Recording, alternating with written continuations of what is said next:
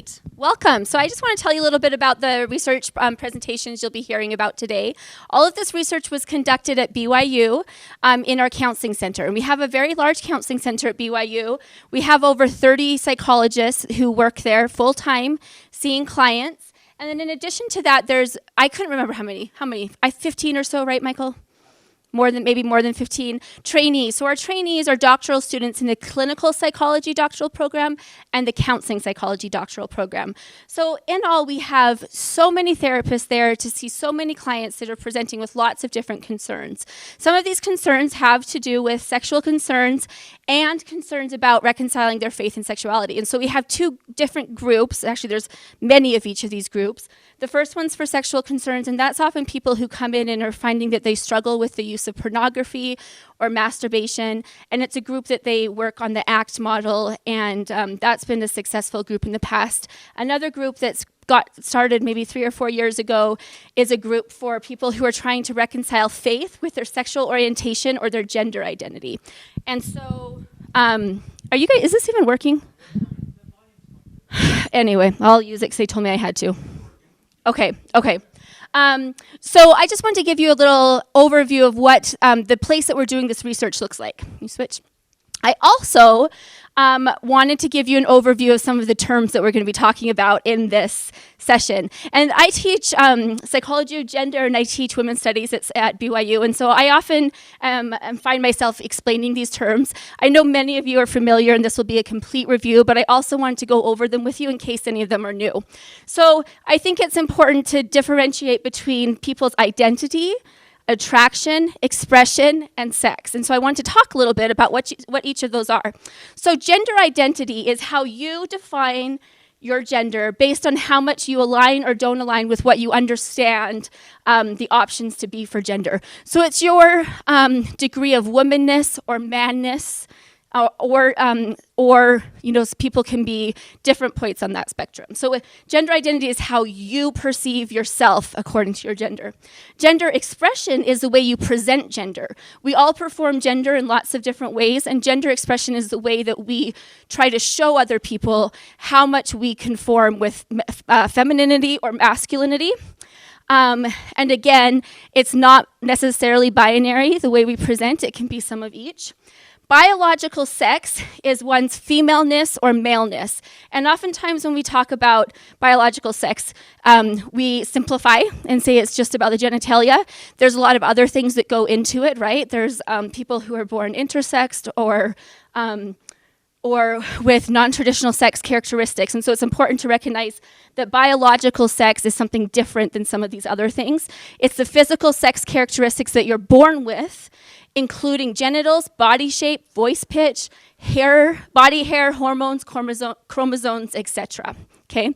And then attraction is this other big piece. And when we talk about sexual attraction, typically we talk in terms of heterosexuality or homosexuality, but as we'll see in the next slide, there's a lot of different things too. So when we talk about attraction, it's also sometimes useful to separate sexual attraction from romantic attraction. For most people, those are pretty similar or pretty aligned, right?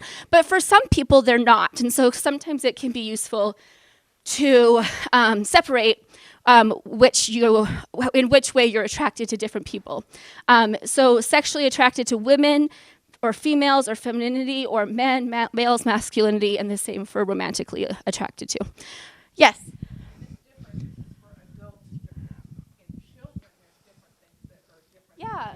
Yeah, I think it's developmental, right? These preferences and things take some time to develop. And of course, children can also have a wide variety of each of these things, but this is an adult model. Sure. Next slide, please. I also want to talk a little about orientation. So often we simplify and say people are either heterosexual or homosexual, and that's generally something that we define and we know what that means. But they're within the gender and sexual orientation literature, there's a lot of other terms that people use. And I'm telling you this because, for one thing, so you can sort of understand our presentation, but for another reason, because I really do believe that as you work with these clients, it's important to know how they identify themselves, right? And if they throw out, I'm biromantic but pansexual, I think it would be nice if you kind of knew what that meant so that they didn't have to explain it. And so that's why I'm sharing this with you. So people can be aromantic or asexual, meaning they don't experience either romantic or sexual attraction towards anyone. Gray, romantic and gray sexual, means that they rarely experience romantic or sexual attraction towards anyone. Demi means that they experience this attraction towards someone only after developing a very strong bond. So they don't just necessarily feel sexually attracted to men or sexually attracted to female, but after they develop a strong bond, that's when the attraction comes. You guys are familiar with hetero and homo, but it's important to also note that some people can be heterosexual but homo-romantic, right? So sometimes it's important to think of those things differently. Bi-romantic and bisexual means that you experience that kind of attraction towards the same gender as well as other genders. Pan means you experience attraction towards all genders. So how is that different than bi, right? So pan means that you're maybe attracted to people sort of their gender isn't the key defining point in why you're attracted to them, okay? Or isn't a necessarily really important point in it. And then poly experience attraction towards multiple, but not necessarily all genders. And it's important that what this is referring to is gender as a non-binary construct. So when we're saying all genders, we're saying people who identify as male, people who identify as female, but also maybe people who identify as male, present as female, and are attracted to men or something like that. So it's important to sort of notice all of those different things. It's been a learning experience for me. I sort of know these things academically because of my teaching and research. But Sheilagh and I run a group at Encircle and Provo for gender non-conforming and trans people. And last night we heard a new term. Do you remember what it was? Aro was an abbreviation for aromantic. So they were aromantic, but we were like, what's aro? And that was something I think it's important that when we hear new terms like that, it's important that we go and research them and figure out what they mean. Marlene.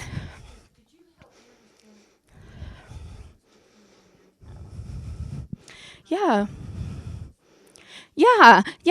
I think that sometimes it's hard to understand because for a lot of us they feel really intertwined. And I think for one reason because they are, and another reason they've really been socialized to be intertwined, right?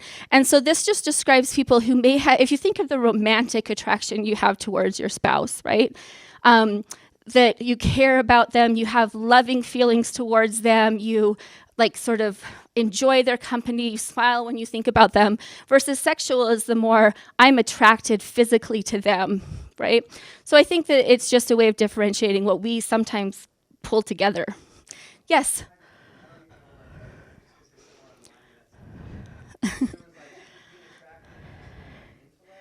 Huh. Yeah, maybe there's probably a term for that, right? And probably in one of our groups, a client will say that and we'll be like, oh, and we'll go home and look it up. Yeah, I'm not sure what that term is. No, thank you. Okay, so that just gives you a little overview of what we're going to be talking about. Sheilagh and Ty are going to present our first study, and then Brett's going to present our second, and then hopefully we'll have a little bit of time for discussion and questions about how we can better serve our clients in this population. Thanks. Is this working? Yeah. Okay, that's super. It doesn't sound like it at all when you're holding it. Okay. So we looked at. Okay, so just a couple closer. Can you hear me now? Yeah. Okay, cool. I'll do that. Okay, cool. Thanks, sound guy. So I'll just give a little bit more information. As we go along. Actually, would you just mind going to the first slide? Basically, we're looking at psychotherapy outcome for folks coming to BYU CAPS, and they're experiencing a lot of distress due to sexual orientation or identity.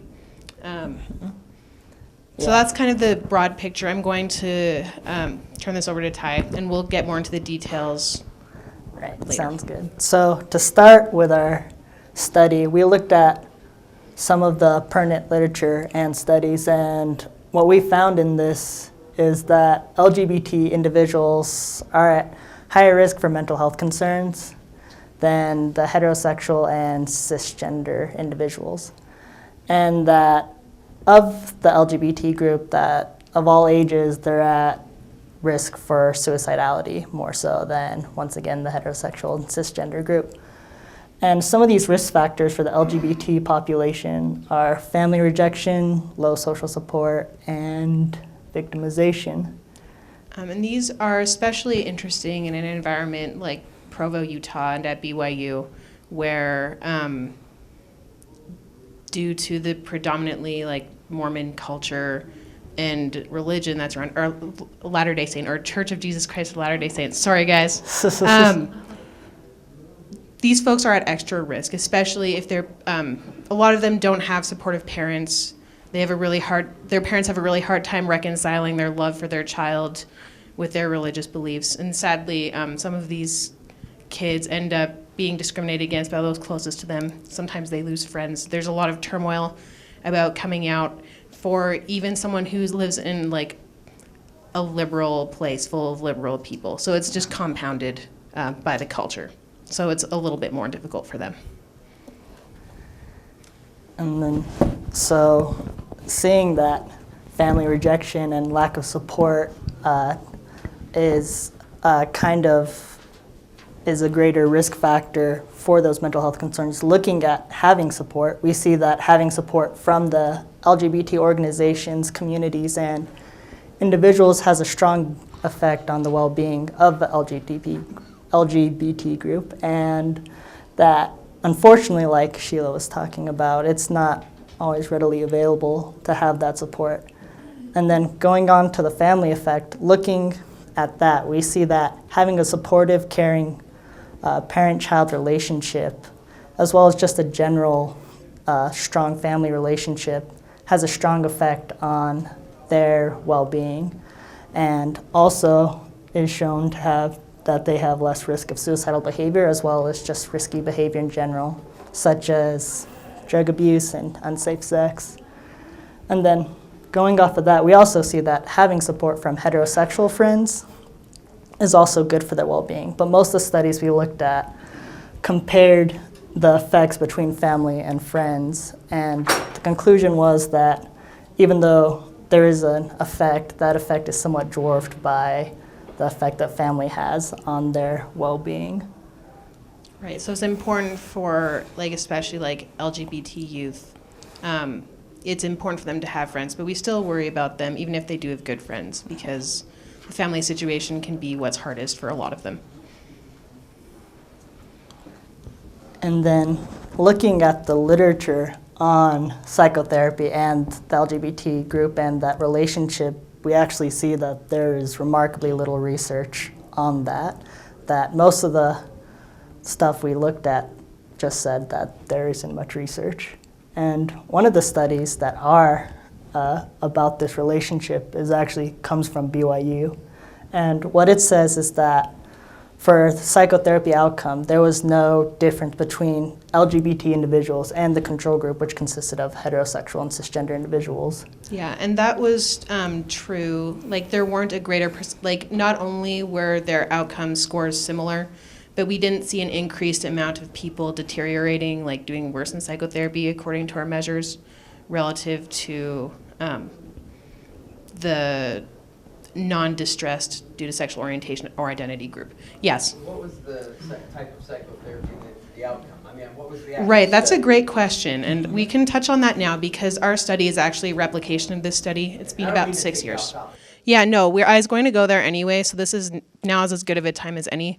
So when we're doing therapy with LGBT folks at CAPS, we are supportive, like we're affirming, and we allow them to self-determine what they want to do with their reconciliation between their faiths or their beliefs, or if they're in a faith crisis, we support them in that. If they want to stay in the church, we support them in that. We don't do conversion therapy at BYU. We do not make any efforts to change sexual orientation. Does that answer your question? Maybe the outcome questionnaire as well. Oh, so the measure that we're... Right, so this has to do with the intake form that they use at BYU when we're gathering that demographic data at the beginning. And it hasn't changed. Well, it's changed a little bit since then, but not with regard to this. So clients do have the opportunity opportunity to identify their sexuality, but they're not required to. And I think that the only options for gender are male and female. I think that's still true, but it was definitely true at the time this study was done. And the way that they actually measured it, seeing as those weren't required answers, and a lot of people don't put down an answer because they feel like they're questioning or they don't know or they're scared to. But we do have another item further down, and it asks them to rate their distress due to sexual orientation or identity concerns. So that's actually the variable that we're using. So we're not just comparing like LGBT to not LGBT. We're comparing people who are experiencing significant distress due to their sexual orientation or identity to those who are are showing less distress. They're asked to rate it on like a Likert or Likert. I don't know how you say it in America. Likert in America? Okay. Yeah. Yeah. That's what I thought. But anyways, that is totally getting distracted. But right, so they're asked to rate it on a scale of, I think it's 0 to 4 or 1 to 4. I'm pretty sure it's 0 to 4. But it tends to be a bimodal distribution. So we have a bunch of people over on one side saying, I'm not really distressed, or I'm only a tiny bit distressed. And then there's people who are like, I am super duper distressed. There's not a lot in the middle. So we treat it as a categorical variable in this case. But yeah, great questions, because they're all really relevant to how we would want to interpret all this.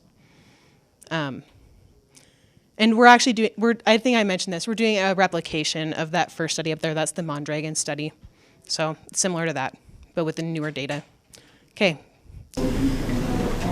So the objective of our present study, do you guys hear me? Do you guys hear me now? No. It's gone. It was on, like, the button's on. Just speak loud. Okay. So the objective of our present study was looking at whether people experiencing distress due to sexual orientation or identity at BYU do better or worse in therapy, and then what if we control for social support, what that would look like. Right, that is, we can go to the next slide, that's good. So we just went over this a little bit. We've gone over some of the details. We looked at 3 actually variables to predict outcome. We looked at family and friend support as our sort of like controlling variables, but the other variable that we used was distress due to sexual orientation or identity. It was, like I said, we used a categorical, like yes or, I guess it's a binary yes or no variable for that. And we're looking at change in the OQ45 scores from beginning to end of therapy. I'm sure a lot of you have heard of the OQ because we are in Utah right now, and it has its missionaries that go out and disseminate it everywhere. But basically, it's a measure of symptom distress is what we think it measures. And we can get more into the interpretation later. If you have any questions about that, let me know. But that's good for now. So yeah, next slide, please. So I'll tie you go. Sorry. The analysis we're looking at is we're looking at how family support and friend support as different variables affect psychotherapy outcome in the 2 groups of individuals who are either distressed due to their sexual orientation or identity, or the other group where they are not distressed due to their sexual orientation or identity. Yep, that's what we did. Okay, so these are our results in data format. So we can look at this in a second. Can we actually go to the next slide? We'll just get straight to the results.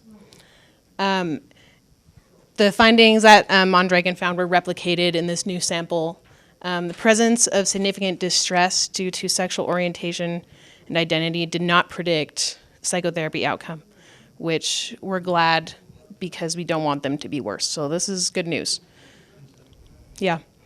And this was true even when we controlled for social support, which was helpful to know as well. Yeah. So does that mean that in the outcomes you had more universal positive outcome, or does it mean you had the same number of staying distressed? Yeah, can we go back to the previous slide? So Overall, yes, we do tend to see positive change. We see an average change of about 11 points on the OQ, which is pretty close to what we would call like clinically significant and reliable change.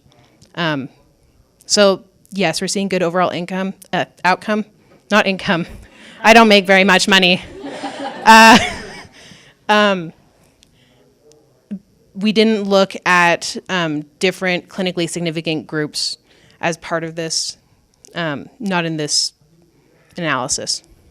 It was a pretty straight shot linear regression. Yeah.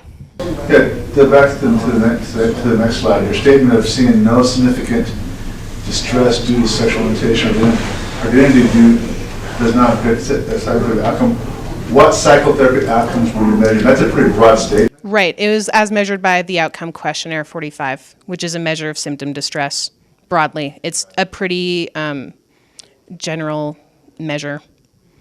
So yes, it is reductive, and I would readily admit that. But it still gives us some helpful information on average as we look across populations. And an increase of 11 points over the therapy they would get in a semester or two is really significant. Right, and I mean, sometimes even less, right? Sometimes these folks were seen like every 4 weeks. So they could have potentially gotten better anyways, although we think that therapy helps. I mean, this is why we're all doing this, so hopefully it's good. Any other questions about outcome? Okay, cool. Next slide, please. Lisa. Well, to have a control group that didn't actually get therapy to compare it to, wouldn't it? Because you wouldn't give them the OQ if they weren't taking. Well, there's actually a study recently done. I think Russ Bailey is working on publishing an OQ study, what happens when people take the OQ when they're not in therapy. They're working on publishing it, and it's a pretty cool study. We just find that people fluctuate on their OQ scores when they're in therapy and when they're not, right? And I think in therapy, when we're measuring outcome, we sometimes think, oh, they're getting better because of therapy. And what this study is showing is that a lot of people get better outside of therapy due to a lot of different things. That's Russ's study. Yeah, that's right. Yeah, so that'll be interesting. And I think I would agree, especially it'd be really cool if somehow we could track down LGBT students at BYU and do that OQ validation study with them specifically, because we really don't know how those people are doing. Like the people who aren't seeking help, we have no idea. Hopefully they're doing okay. We know a lot of them aren't, but we want to reach them too. In terms of limitations, Ty.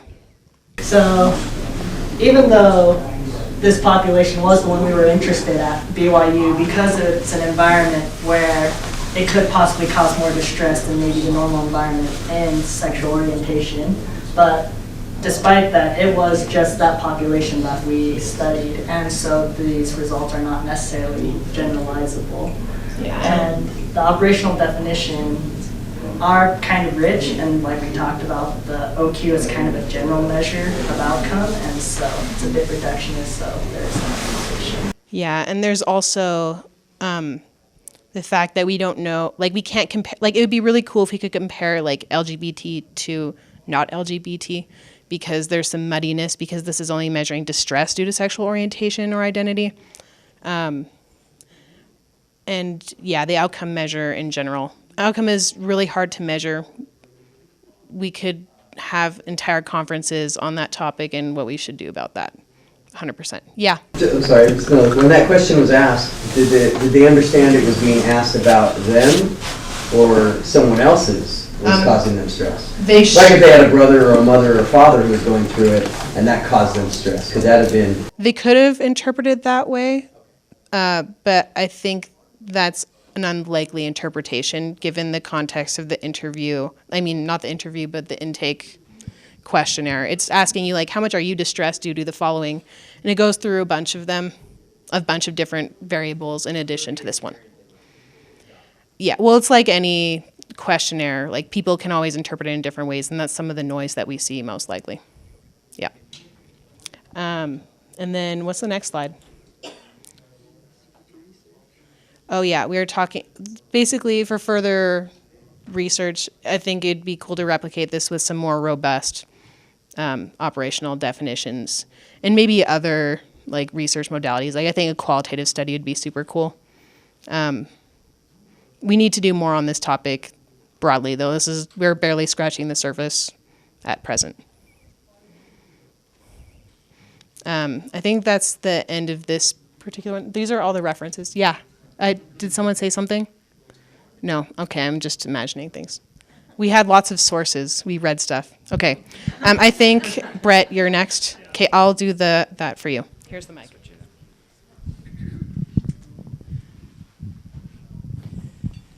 So I was working on a somewhat different study, although we got together with Melissa's research group and we thought there was a lot of overlap here. So we would present this together. And if I could just say, like, I've really appreciated kind of the open conversation and discussion format. So this is totally open, same way here. I welcome the questions and I welcome the discussion because I think that's where the best learning comes from. But I'll give a brief description here of what we're doing. We wanted to look at, well, actually, go to the next slide and I'll describe this, what we're doing here. Last year, there was a meme that went around social media. Some of you may have seen this. And I thought it was really interesting.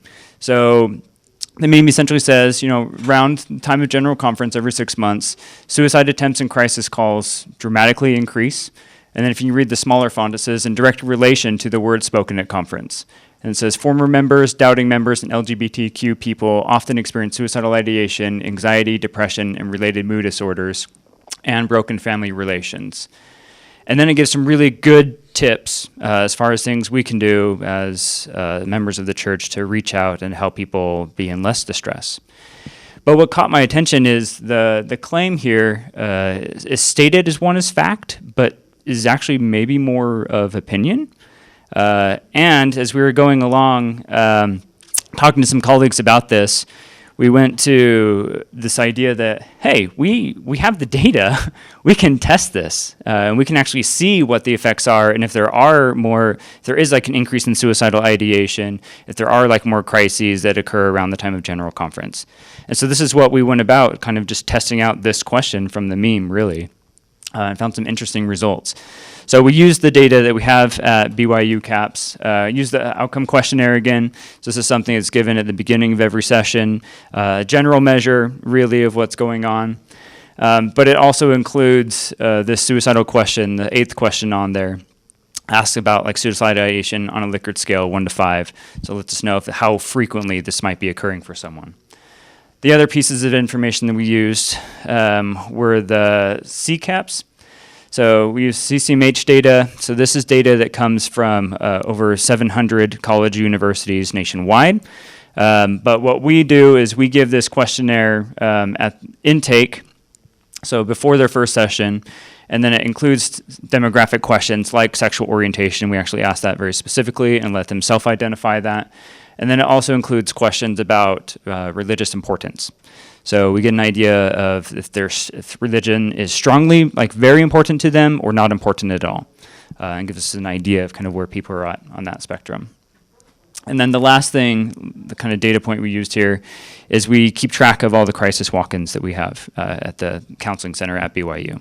So this includes like during the day, during school hours, kind of between the 9 to 5-ish, if they're coming in for a crisis or a consultation, and it also lets us track PM crises. So we always have a counselor who's on call, and we know how many calls they get each week. So this is something we can easily compare whether there's more crises going on. You don't have to be an established clinic patient to walk in a crisis. That's correct. Yes, this is for any student. And it doesn't matter their course load or anything. We don't turn people down for crisis walk-ins. Yeah.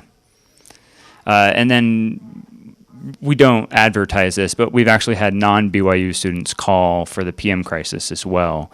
I had someone call from a different country, actually, which was unique, but I don't think that happens typically. Right. So, in looking at the research, it's very similar to everything we've already discussed. Essentially, in very general ways, what we find is there's a strong negative correlation between religion and suicidality and depression. So what that means is people who are highly religious or kind of very aligned with their religion, they tend to have better mental health and less suicidality. This is great. We like hearing things like this. There is a subset, however, for people who are a part of a religion but not aligned with that religion, or feel maybe ostracized from that religion, or have conflicting beliefs. Then we see the opposite becomes true, where religion, those people tend to have like worse mental health outcomes, even the people who aren't religious at all. So it's kind of a double-edged sword, if you will. It can be very positive or it can be very negative for some people. Also, looking at more of the suicide research, Joyner has done some good work here looking at risk factors for suicide, and really finding out what it is that separates this, like what can we identify that contributes to suicidality. And I like these two. There's three, but we focus on two, what they call thwarted belongingness. So this idea that I really want to belong, I want to be part of the group, and I feel like I'm pushed out, or like I'm not accepted this way. The second one is perceived burdensomeness.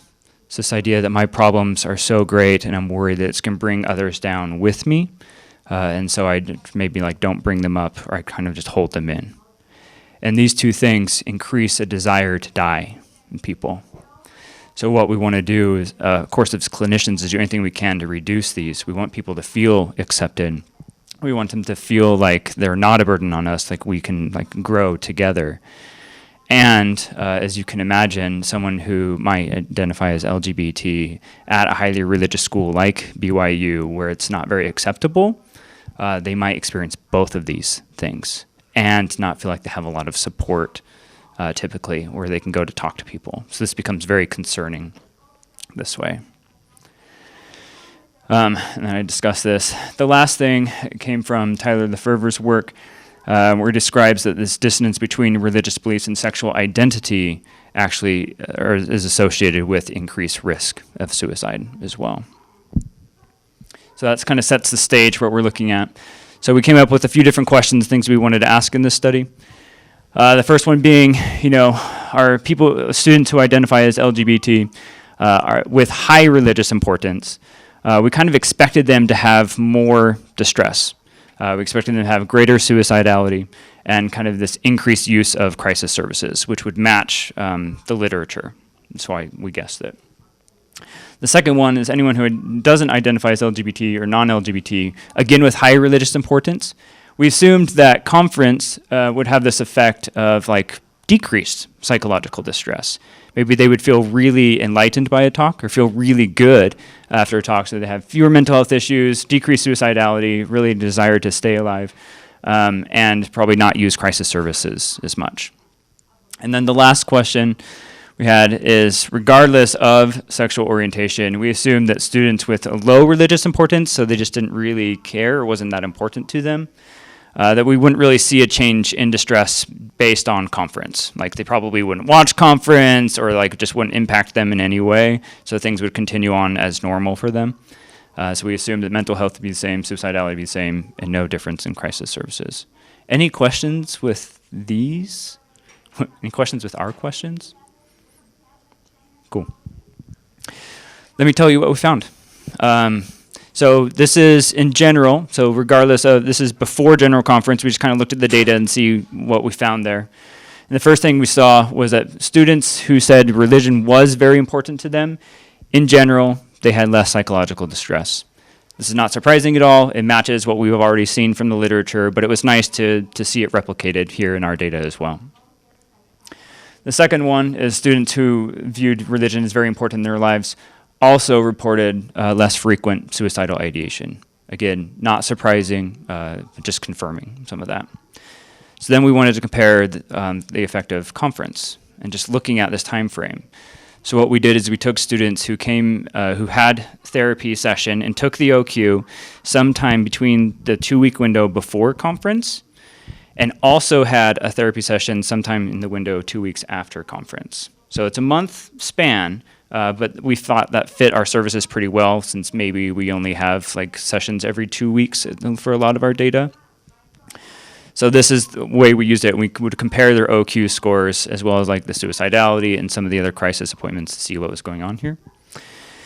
And we found that General Conference had no effect on the distress or suicidal ideation. And this was regardless of sexual orientation. So this is really interesting for us and kind of unexpected for us even. I don't know if this is the right place to throw this in, but since that's what our clinic focuses on, it's very interesting to us that the increase in suicidality, and it is remarkable, begins a full month before conference. Like 12 hospitalizations in the whole month before conference of people who experience that. I'm just throwing that in. Good, because we're going to get that in like 2 slides. Actually, I'm glad you're throwing it in and thinking about it. What's the population of your clinic? LGBTQ But I mean, LDS, and where is it located? Provo and Salt Lake. Okay, is that in Circle? 300 sessions a month. No, it's not in Circle. Oh, okay, thank you. Flourishing families. Oh, okay, thank you. Just noting, when we looked at this, we were trying to control for where they were at in therapy. So we assumed that someone who is going from a first session to a second session might have a different trajectory of change than someone who's been in therapy for like 7 to 8 sessions. So we controlled for that. We also looked at like the differences in religious importance and sexual orientation. And again, when we took all of that together, we didn't see this effect. Oh, it was in 1 slide. Look at that. You're right there. So we wanted to look at like the crisis walk-in appointments. And this gets a little bit tricky because general conference happens twice a year. And so we didn't want to take just those time frames in the year to look at because there are different times in the semester for students. So we wanted to account for that, right? Because maybe the beginning of the semester is much easier than like later on in the semester. And so we took comparative months. So with October, that happens around like the second month of the semester. And so what we did is compare that to like a February month. So also the second month of the semester, but no conference happening at that time to use these. And as you're looking at it, and I'm still a little bit concerned, although this makes a lot more sense this way. What we found is on the months where there was no general conference, before conference, this is how many crisis walk-ins we had. And then after conference, we had 720. I'm sorry, on those months where there was no conference. Sorry, it's confusing. On the months where there was conference, we actually saw quite a few more walk-ins and crisis appointments before conference, and then dropped drastically after conference. And this brings up the question of, are people really getting worried and worked up just thinking about conference happening and some of the messages being shared there and what this is going to mean for them? Can I ask a strange could that mean that maybe the anxiety went down after conference and conference helped? That's the other possibility, is that conference actually had a buffering effect for some people where it's like, oh, I feel much better, or I feel like I can make it through now and I feel just fine. Yeah, great questions. Hearing them come over. I think it's interesting, you're from a non-campus clinic, right? And you're a campus clinic. Yes. Clinic. Is there a difference in the cultural environment between the two? Because in my mind... Most are BYU students. Well, no. I'm saying that in my mind, those that are going to the campus clinic are probably more comfortable with their LGBT and are going to feel less scrutiny from that process. And I'm wondering if going to a non-campus clinic, if you get a different cultural influence in that process. They feel like they have to go there because they're going to be less scrutinized and they're going to be more open. Has that been considered? You have a comment on that? I work at the same counseling center, and I'd actually say their scrutiny at BYU is much higher. In fact, most of my clients, LGBTQ plus populations especially of mine, I work with several clients. Most of my clients this week, I can tell you a comment coming right out my door. My biggest fear is something homophobic is going to be said at conference this week. A lot of anxiety this week was expressed in my sessions before conference started. Same experience. Where do you work? You work on? BYU Counseling Center. You work on Same place.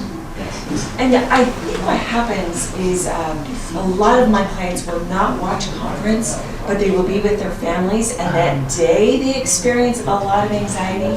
But then afterward, they have specific things they can talk about with people, they share with people. It becomes more specific, and they can address it. Whereas before, it's the ambiguous anxiety. Yes, this has been my experience as well. And even so, I have a few clients I'm working with right now who are terrified about going home for conference.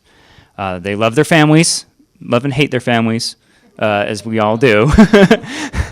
And they are just so scared of going in and some of the conversations that might come up, or even worse than that, like the conversations that don't happen. That something will be said in conference, and they'll see lots of head nods of like, yes, that's right. And my client will be like, no, that doesn't fit me at all. I would add in there, most of my clients are part of a Facebook group or a text group that they constantly are engaged in while they're watching conference. So the support they get during conference gets pretty high, and they continue on those themes that were talked about, but coming up to it, they're not. I mean, they're still doing things like USGA at BYU and different things like that, but there is a concerted focus.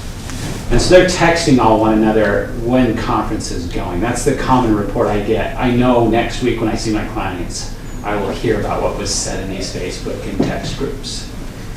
And let me explain the reason why I asked the question. I'm not asking that question because I'm debunking the idea that the anxiety goes down. I just wonder if the data is different because of different cultural environments that are there, and that are we getting a clear view from the study of what that anxiety really looks like because of the cultural support that they might feel in one area versus another area.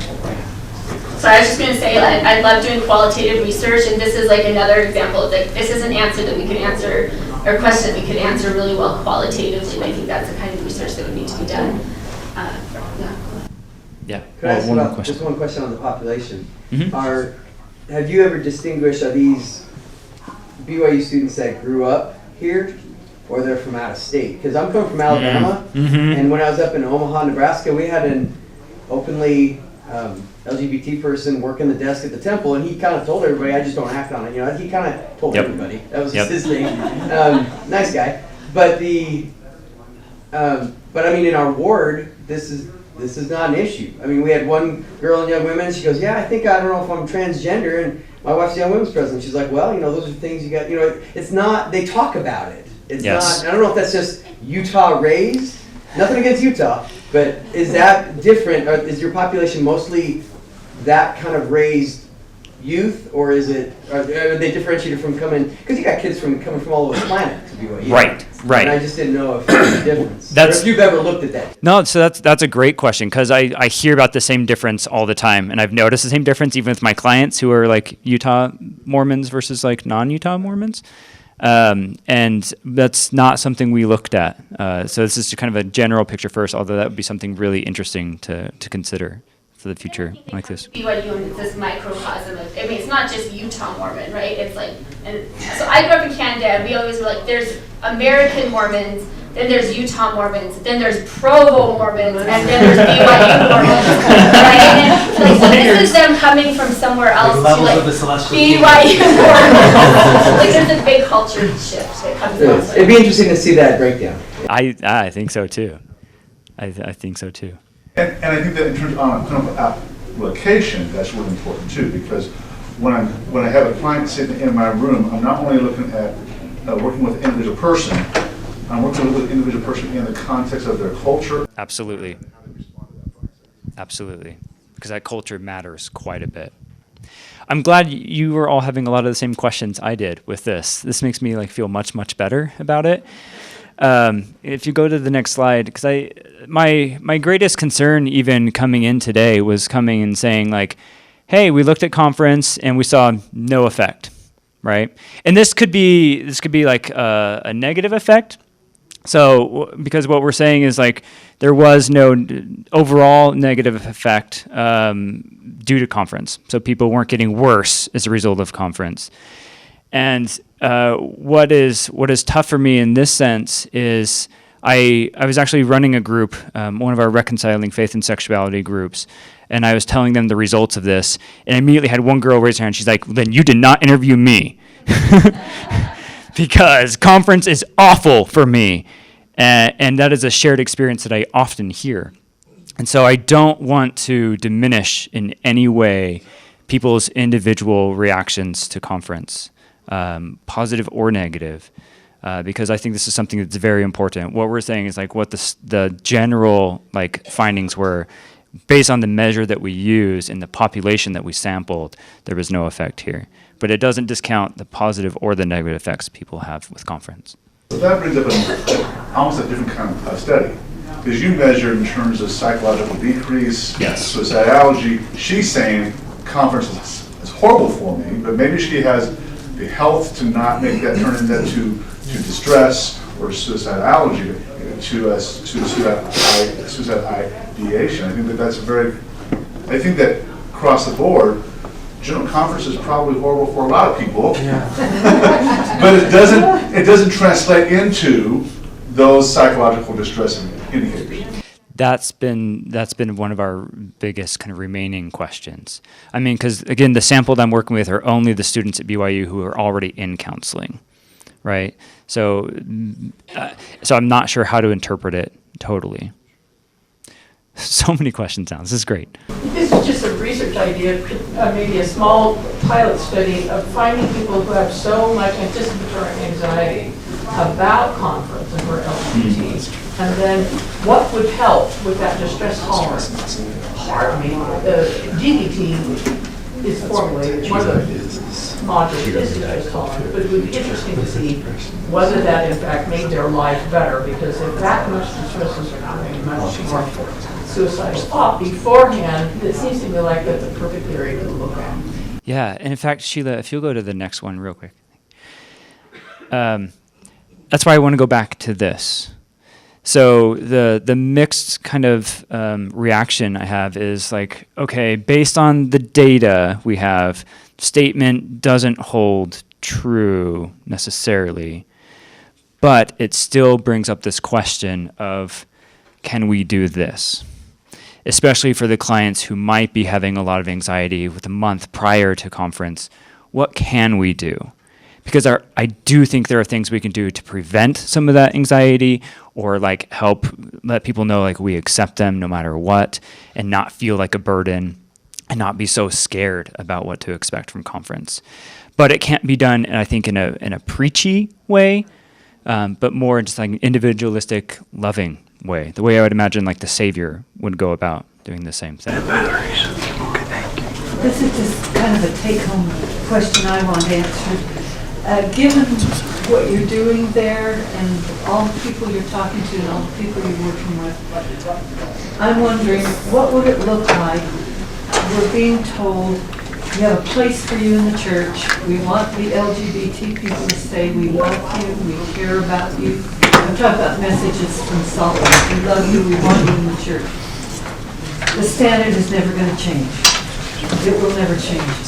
So what would it look like? What would their place be like where they could feel loved, understood, accepted, wanted in the church, have a place in the church, and still have that standard? I don't know if you can answer that, or what the answer is.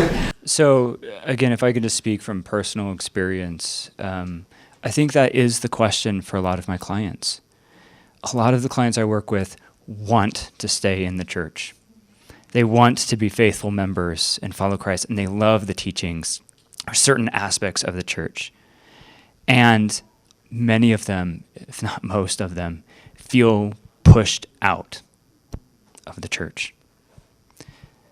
So I don't know. And in fact, they've even described it as like an abusive relationship with the church. I hear these messages of love, we accept you, and we will never fully accept you and your behaviors. And so it's very much like, we love you, and then we're going to kick you. We love you, we're going to kick you, is the way that they would describe feeling. And it's no wonder, right, that people are having a hard time with that and even leaving based on that. Two things. The one thing that can be done in certain circles in the church is to allow LGBT people to start talking about their stories of faith, what's meaningful to them, what their journey is like.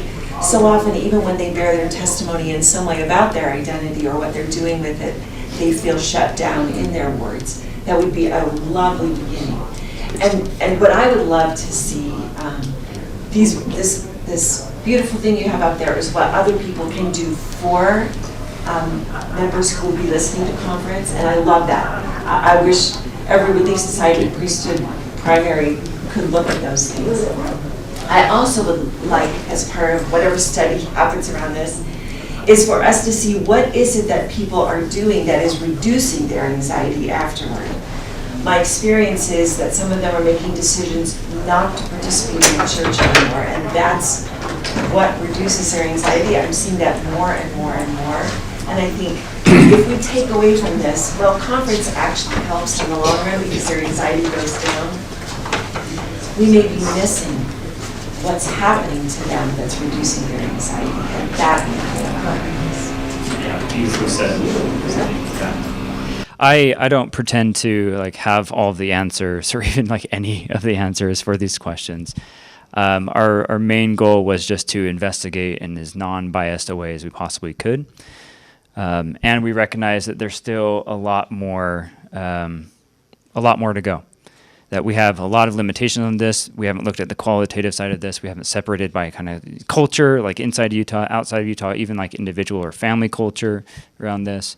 I think it'd be fascinating, just based on the comments that I've heard, to look at like just certain talks even.